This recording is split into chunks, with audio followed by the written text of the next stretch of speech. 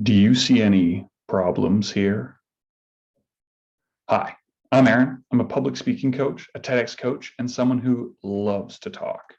And something I'd like to go over today is how can we make our Zoom videos look as professional as possible? How can we make ourselves look better on camera?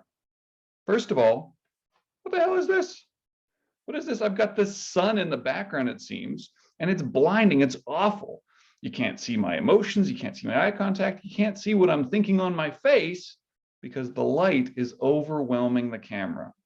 So the first of three things that we're going to do here. First thing,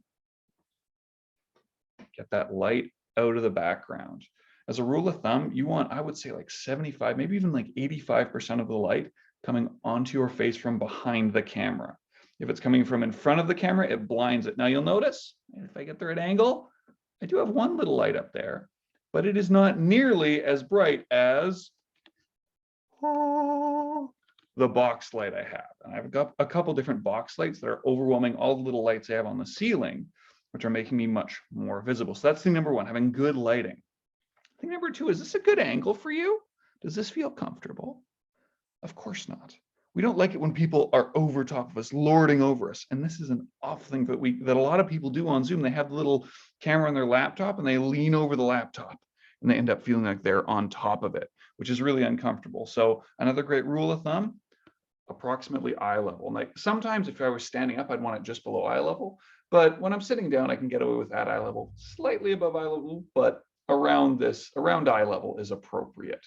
And that way it's more natural. This is the level we normally see people at. It shows us as equals. We can make good eye contact with each other. This is much more natural. That's the second thing. Get it on eye level. Now the third thing, does this feel a bit close to you?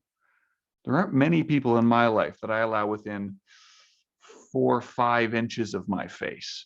This is pretty uncomfortable. And sometimes when we have those webcams on our laptops, we like to lean into them and really get that intimate eye contact going. But if we want to seem professional, if we want to make people comfortable, let's get that camera a little bit back. Ideally, I would say an arm's length away from us. So I tend to think if I can put my arm just a little bit more in between, it's much more comfortable and reasonable. And notice the camera is tilted so you can see some of my body. So if I do want to use my hands, I can. So that's the last thing, getting the camera the right distance away from us so that it's comfortable. A little more than arm's length is how I would normally talk to someone. 6 inches is how I don't talk to anyone. So let's go over the 3 rules again. 1, good lighting. We want the lighting pointed at us, the majority of light coming at us, not coming at the camera. Because if it goes at the camera gets blinded per se. Second, we want the camera at approximately eye level. Right now I have it slightly above so you can see my body language more, but we want it approximately eye level so that it feels like we're equals, like we're even, and like I'm talking to you, not talking down to you, we're talking up to you.